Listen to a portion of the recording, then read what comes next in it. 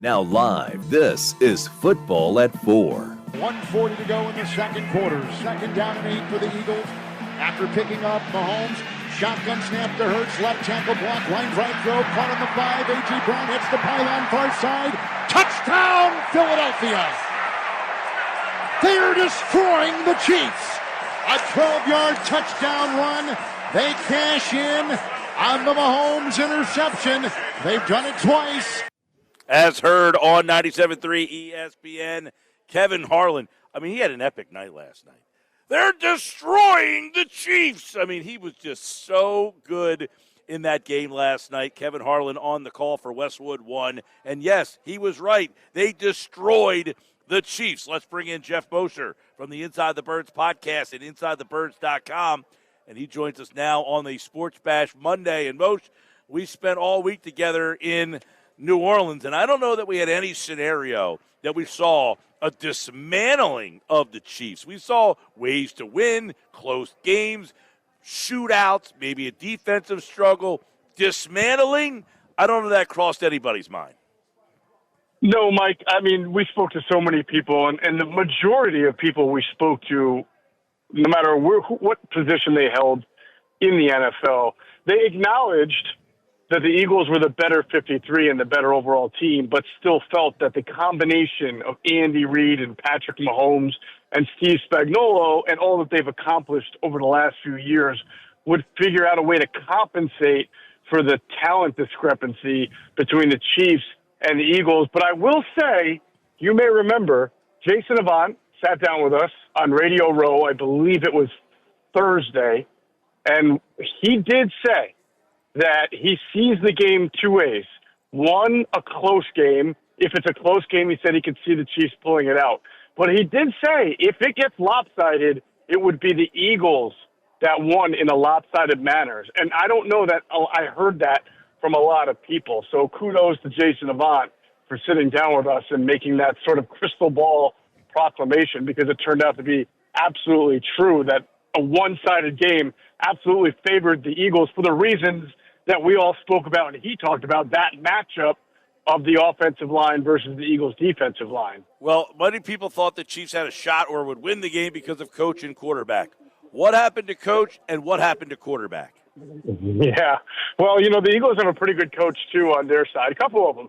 But one of them in particular, in Vic Fangio, who, you know, we spoke to Andrew DeCecco today. He's coming back from New Orleans, and we just did a pod that it might be out right now, where kind of the day after he gave us the sights and the sounds from the locker room. But Andrew said, you know what, if you could give a coach an MVP award, you would give it to Vic Fangio. And that's exactly the case. And the beauty for Vic was this wasn't a master class for him as far as game management. This is a culmination of what Vic brought to this defense all year long, because he didn't have to adjust very much. He did not blitz one single time. He played the most quarters coverage that he's played all year. Those are the two things that Vic Fangio loves the most and wishes he could do every single game. But in order to do that, you have to get a great front four rush, you have to produce turnovers, and you have to have good plaster coverage on the back end when a quarterback gets out of the pocket. And he got that consistently from the jump. And so he just shifted into cruise control with his play calling, saying, I'm just going to not overthink this. I'm going to let my front four eat. I'm going to keep my coverage. I'm going to keep 7 guys in coverage so that when Mahomes does break a pocket, I'm going to have guys making sure that they're closing lanes. I'm going to do what I call my game. And because of that, the Eagles rewarded him with maybe, in a year of great defense, their best defensive effort to date. Yeah, and, you know, you talked about no blitzes. It's 41 dropbacks without a blitz, second most in Super Bowl history. But these other quarterbacks who didn't get blitzed, there's a reason. They weren't very high regarded. Stan Humphries, Billy Kilmer, Rex Grossman, Joe Kapp. I mean, Mahomes is on a list with those guys. So those guys didn't get blitzed because the coordinator says make them read defenses, make them have to figure out what to do with the ball. Why did the Eagles, were they able to win this game without blitzing? Yeah, well, I tell you, I think the front four made Patrick Mahomes look like Joe Kapp.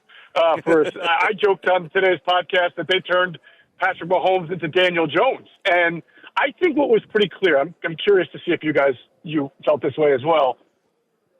I think the Eagles won the mental intimidation game before kickoff because the first two throws Patrick Mahomes made, he literally just took the hike and threw the ball.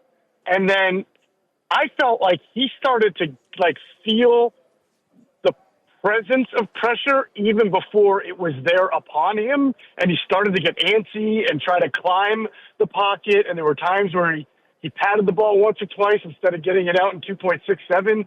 I just felt like right from the start, Patrick knew he was going to be in trouble against that front four. And once they got to him pretty quickly. Moshe, what did we say on Radio Row last week? Caliendo was a weak spot. And we also talked about the two free agents that could make some money. Well, Caliendo was lined up against Milton Williams, Milton Williams, and Tooney matched up against JoshSweat. I think Williams and Sweat made some money last night. They made some money. I'm a little surprised Andy Reid. I know as the game went on, he tried to use more chippers, guys to help, get bodies on them. I'm a little surprised coming out of the break that he didn't put G.J. Humphreys in the game at left tackle and move Tooney back to left guard.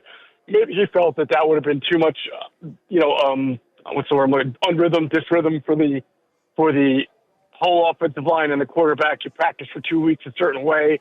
It's tough, but I just did not see a path to victory for the Chiefs coming out of the break with that same offensive line. Geoff Mosher from the Inside the Birds podcast and InsideTheBirds.com. The other thing is, Jeff, we talked about, you go back to week 6 out of that bye week, and one of the things we're talking about is where's this team getting pass rush? They can't make a trade. No one's trading a guy. You don't get a guy off the streets. Where are they going to go? They had 16 sacks and 13 takeaways in the postseason. So how were they able to get pressure with essentially the same guys that we questioned earlier? And I'm going to tell you, in my explanation, I am not taking anything away from the front four. They obviously dominated the game. But I will tell you that when you see Mahomes, who usually gets the ball out this year at least in 2.6 seconds, one of the lowest in the league, not be able to do that, especially when he got on the run. He did pat the ball a couple of times before getting sacked. It's because not necessarily the front four pressure. He knew that was coming. He couldn't throw the ball against the 7 in coverage. I think more so than 2 years ago when they set the record for sacks, which really was all a big part of the front four rush just being tenacious with, Cox was still there and Brandon and Hassan Reddick. Guys who are a little bit more accomplished than what you're seeing now. I really think the back end or the middle of the back end of this defense, their ability to cover, whether it's man, whether it's closed lanes and zone, they made it so that Patrick could not get rid of that ball in 2.67 and then had to you saw him, had to run around or he just took a sack and got hit. You have to credit the coverage element to the sack. I'm not saying they were all coverage sacks, but I do believe the coverage was responsible for a lot of those sacks and pressures. Oh, and you don't running get to around. see it on TV, right? Right, because Patrick has been. Let's be real. The Houston Texans have the same type of tenacity at the edges, right? They had Will Anderson, they have Danielle Hunter. They rush the passer really well. They have a good defensive front, but they did not beat the Chiefs. And Patrick Mahomes could throw the ball moderately against them. He didn't have a great game against them either, but he threw the ball moderately because the Texans don't have in their back seven what the Eagles have had all year long. That's why they're the number one defense. On Wednesday's Football at 4, Jeff, Greg Cosell called the Chiefs a third down offense. He said they're not a big play offense. It's not an explosive offense.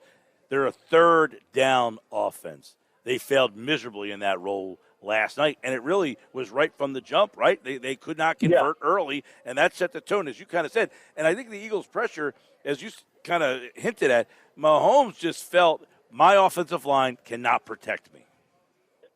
Absolutely felt that way. I'd be willing to bet that the majority of the third downs that the Chiefs converted this year were more manageable third downs than the ones that, he had to face. I mean, he was facing third and long all night long. And Chiefs had no running game. They had no short passing game. They were committing penalties, right? I mean, how many times have the Chiefs on third down especially commit a penalty that put them back 5 to 10 more yards? It made it even more difficult to make him a manageable down and distance scenario for them on third down. Yeah. And then in the few manageable ones, the Eagles were just better because that's why they've had the number one defense. Let's look at the Eagles' offense because it was unconventional from what we've seen. It was not a Saquon Barkley offense, although the Eagles tried Saquon Barkley. The Chiefs just simply said, not tonight. You will not do it. So how was the offense able to get it done? Yeah, I mean, you're right. The Chiefs dedicated a lot of personnel to stopping Saquon Barkley, as many teams do. They did a good job of it. They never let him have the big open run. There were a couple of occasions where they left one-on-one coverage on the outside, whether it's playing cover one, cover three, and then blitzing. And on those occasions, there were at least 4 or 5 times that JalenHurts made them pay. And then as the game kind of went on, what I liked is Kellen Moore wasn't afraid to keep the pedal down, right? And that touchdown to Devontae Smith was a good example. The throw to Barkley that he bobbled and caught, that there were not a ton of one-on-ones, but there were enough that JalenHurts called them, hit them, and much more than the ones where I know he had 2. He had an interception, and then he also had one left sideline that he basically threw at the quarterback's ankles, right? And those were really the only 2 passes that stick out as really not good passes. Yes, he had to take a couple of sacks when it wasn't there and he couldn't see it, so bam, he took them. But, just one turnover, and that's fine. But his ability to run on third down, which he has done an excellent job of all year long, and then hit those 4 or 5 big plays when they were there meant the difference, and that's why he's the MVP. Yeah, and, it's interesting because even Dotson got involved in the game last night. They got a throw early in the game to Goddard to kind of open some things up. So they used all the tools in the tool chest last night. We even saw Avonte Maddox make a play on the defense. We're like, Dotson, Maddox, what's going on here? And that's all Howie Roseman, who built this thing. And you take a look at this roster, Tyler Steen, people might not have paid attention. He had to go in the game last night, as he's done so many times here. And just the depth of the Philadelphia Eagles showed last night as well, because where the Chiefs were losing guys, and we talked about their offensive line, shuffling guys around, it became a factor. Philadelphia's depth also kind of played out in the game. Yeah, I mean, listen, if you want to look for the time in the game where you knew, right, because I know a lot of friends of mine who are diehard Eagles fans, they're thinking like the 28-3 Super Bowl with Atlanta and New England. They're not.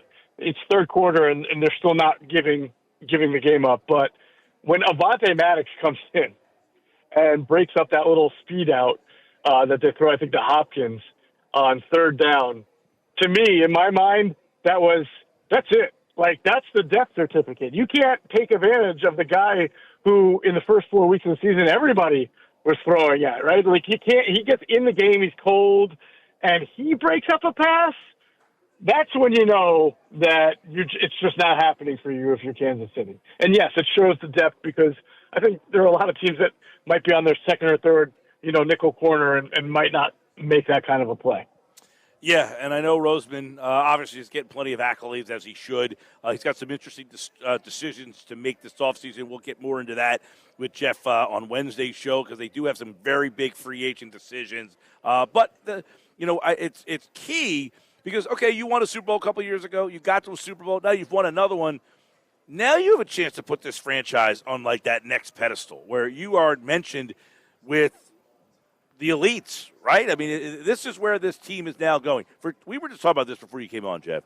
For the last 25 years, you felt that this team at least was a playoff team. Like, there's not 1 year in the last 25 years, maybe one, where you didn't think they were at minimum a playoff team and disappointed if they didn't go deeper. Right. Now, you're going from playoff team to maybe that next level of franchise. That's where this offseason is now. Yeah. It's funny. We talked about this today in the pod that this came out with Andrew. And, I would love to see another Eagles-Chiefs Super Bowl. I would love to see a grudge match Super Bowl. I think a lot of people are looking at the Chiefs now and thinking, man, they've really fallen. But, I mean, they won 15 games. They're going to get Rashee Rice back next year. And I really think Xavier Worthy throughout the playoffs really came on. They figured out a role for him, and then that was a tremendous throw and catch. I know it didn't matter for anything, but that was a really nice throw and catch for that touchdown, that deep touchdown they got. We'll see what happens with Kelsey. But the Chiefs are going to be competitive. And you're right, the Eagles Are they going to lose free agents? Absolutely.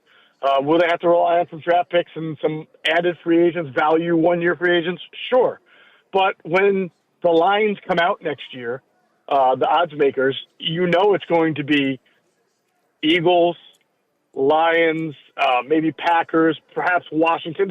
They're going to be in that group of teams that are going to be favorites to represent the NFC. And I think with the nucleus that they have and their ability to build in the trenches and have guys like JalenCarter and what you saw from Nolan Smith improving, and guys on the offensive line, Cam Jurgens, Steen will probably step in. We'll see what happens with Lane Johnson. Mailata, he'll be there. They'll continue to build that same way. Will they make the Super Bowl? To be in that conversation.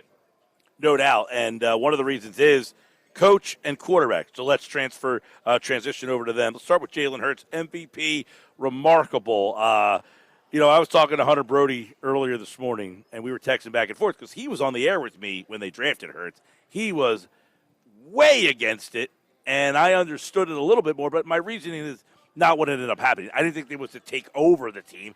I just said, hey, if you value the backup quarterback as much as they say they do, okay, I can understand it. Well, here we are. I said, poor Carson Wentz. He gets replaced and has to watch the Eagles win a Super Bowl. Now he's on the other sideline watching the team that replaced him with the guy who replaced him win another Super Bowl. But who would have thought that Jalen Hurts would be that guy? I don't even know what you say. Like, everybody is saying, well, is he a top 5 quarterback? I said, what's the difference? He could be quarterback number 32 for all I care. You know what he is? He's the number 1 winner in this league. You know what, Mike? I had this kind of thought, and I don't know why it didn't occur to me at any time throughout the year, but I was maybe because it's Super Bowl week and you're seeing lots of different celebrities walking around. But he says Terry Bradshaw is a top 3 quarterback, a top 5 quarterback all time. No one probably says he's a top 10 quarterback all time, to be honest with you.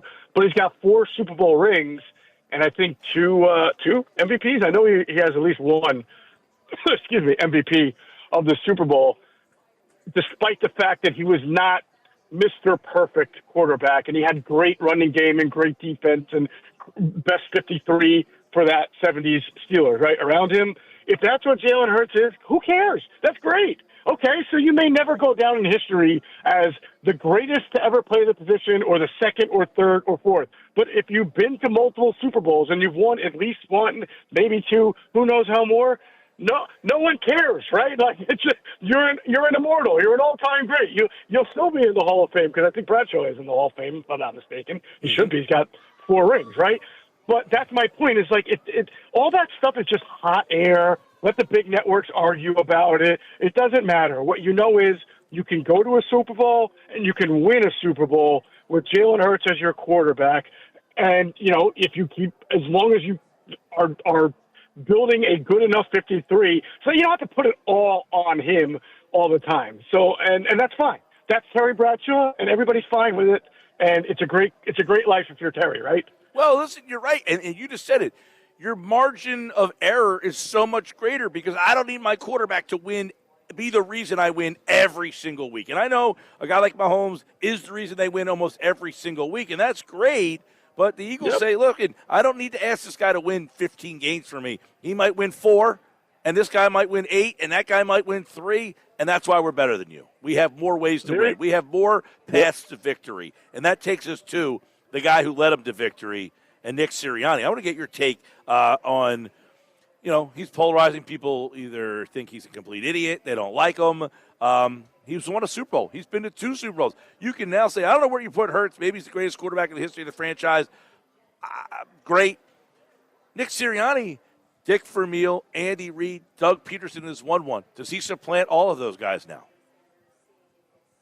I mean, it's hard not to. While we're on the subject of comparisons, I guess, I think that there's just a lot of Pete Carroll in Nick Sirianni, a guy who has infectious charisma, connects with his players really well, never has a moment where you think that the team gave up on the coach, knows how to push the right buttons. You may not be able to look at the team and say, schematically, this is what Nick Sirianni brought to the team, just like, it wasn't Pete Carroll's defense, right? That was Gus Bradley and Dan Quinn's defense. That was so legendary with Seattle Seahawks. But He was the face of the team. He was the glue. He was the connector. The guys loved him. And that's how I see Nick Sirianni. Again, it's sort of like Jalen. It doesn't matter if you can't sit there and say, like Andy Reid or Spagnuolo or Belichick, this is what he does schematically. What he does is lead the team to wins. And when you put a really good 53 in front of him, he figures out a way to connect with everyone from 1 to 53 to practice squad, and it's worked. So he is 1 year left on his deal. Is that the most important decision the Philadelphia Eagles have to make this offseason? Or is it Sweat? Or is it Milton Williams? Or is it Zach Bond? Or is it Mekhi Becton? Or is it Nick Sirianni? Because this one's going to be interesting, in my opinion. You got Ben Johnson making $13 million in Chicago as a first-year head coach. The Eagles want to pay their Super Bowl winning head coach over $13 million. How do you think this plays out? It's like the least important priority on the list because it'll get done. It'll get done. And Jeffrey Lurie's not going to cheap out here and not sign Nick Sirianni after all the success. He'll have no issue doing that. He gave Doug Peterson one right after the Super Bowl year. I don't care what the price is. I don't think Jeffrey Lurie is going to balk at it. He knows what the market is, and he'll pay it. I think the personnel is far more of concern for Howie and Jeffrey because I know Howie alluded to this in his I think he met with the beat writers right before Andrew Pacheco wrote a story about it. He did say that there's going to be some challenges going forward. Remember all these guys who had great years, Jalen Hurts and Saquon Barkley and A.J. Brown? They all made like $1 million to $3 million this year in base salary. And you're like, well, how's that possible? Well, because they're all going to be making like 30 to 40 to 50 million in the ensuing years. And there's only so many times you can restructure contracts, only so many guys you can do it to restructure. So they will have to make some difficult personnel decisions. That's why it's not going to be easy.